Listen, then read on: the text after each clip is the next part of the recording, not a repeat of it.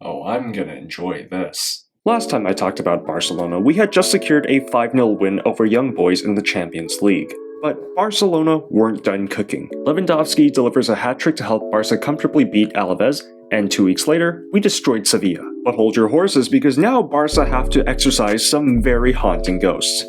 Bayern Munich. I don't think I have to remind anyone just how awful Barca's record against Bayern is. The last time we won against the Bavarians was 9 years ago, and including that match, we faced them 7 times. That's a win rate of 14.3% and an aggregate scoreline of 22-7 in favor of Bayern. This includes the infamous 8-2 loss and 2 years when Bayern eliminated Barcelona in the UCL group stage.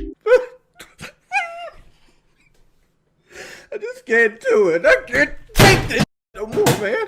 However, Hansi was the one behind that Barca humiliation, and with Bayern in a recent decline, could things be different this time? It wouldn't take long for the action to start as Rafinha rounds Neuer in just 1 minute. Kane responds a few minutes later, but it's ruled offside. The Englishman would not take long to score a valid equalizer, but in the 36th minute, Fermin Lopez chips a pass over Neuer, and Lewandowski retakes the lead for Barca. Then, just before the half ends, Rafinha slams a shot into the Bayern net. Finally, to close off a statement win, Rafinha completes his hat-trick. Barcelona get revenge in emphatic fashion, winning 4-1 against Bayern Munich. And this was the game that seemed to convince the world that Barcelona were UCL contenders. To be honest with you though, I'm not entirely sold on that idea. We're strong for sure, but our depth still isn't that great. And to top off this run of tough fixtures was El Clasico. Contrary to many people's expectations at the start of the season, including myself, Real Madrid seemed to be struggling a bit. Their form was pretty inconsistent, and new superstar Kylian Mbappe hasn't exactly hit the ground running. They had also fathered a German team in Borussia Dortmund right before El Clasico, but then again it's Dortmund. Just never trust this team to hold on to a lead. On the other side of the coin, although Barca were favorites, I wasn't exactly sure how Barca would do in this match. True, Real Madrid were struggling along with Courtois and Carvajal both getting injured, but Barca had their own issues.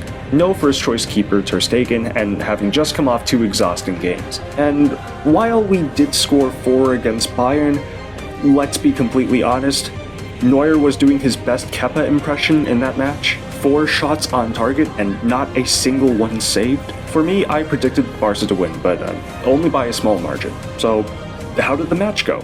The first half saw near total domination by Real Madrid as Mbappe got the first chance of the game, which was squandered, and offside. Real would keep going as Mbappe sets up Bellingham, but Peña makes an insane save.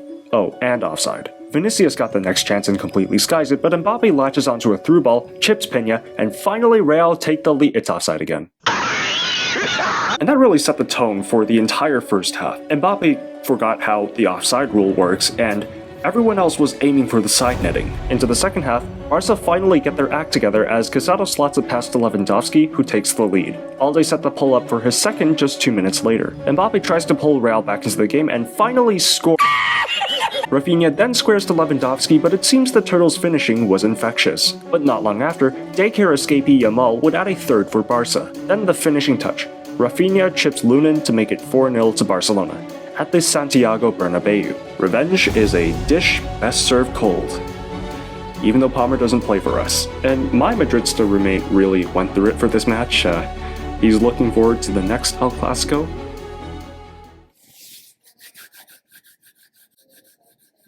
So, how were the performances in this match? Well, Lewandowski was clinical aside from that one moment. Rafinha and Yamal were as dangerous as ever, but I need to give credit to Inaki Peña. You may remember in my last Barca video I was quite critical of him, but I gotta admit, Peña really stepped up for Barca this time, and he's giving Szczesny real competition now. My guy just casually decides to have his best game against Real Madrid. Then there was the game changer, Frenkie de Jong. After he was subbed on at halftime, the momentum completely shifted in Barca's favor, and it's good to see too, considering his injury struggles last season. We also have to mention Pau Cubarsí holding such an effective offside trap at 17 years old. Oh, and Casado, who bossed the midfield. I'm starting to think La Masia is just a cheat code. Then there was Real Madrid. Not terrible on all fronts, but Don Carlo kept falling for the same high line and didn't seem to adapt. Legend says Mbappe Mbappe is still offside, Vinicius was one of the only Real players who looked threatening at all, while Bellingham was completely nullified. But Real's actual downfall was their defense. Mendy was terrible, Vazquez got cooked, and Lunin isn't nearly as overpowered as Courtois. All around, it was a fantastic way to start the weekend.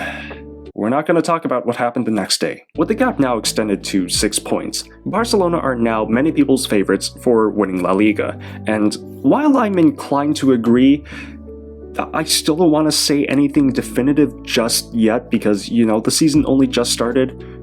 Let's wait a bit, see how everything goes, and then make judgments. But what did you think of this match? Let me know down in the comments. If you like this video, like and subscribe, follow my Twitter, yada yada yada, and I'll see you next time. Take care.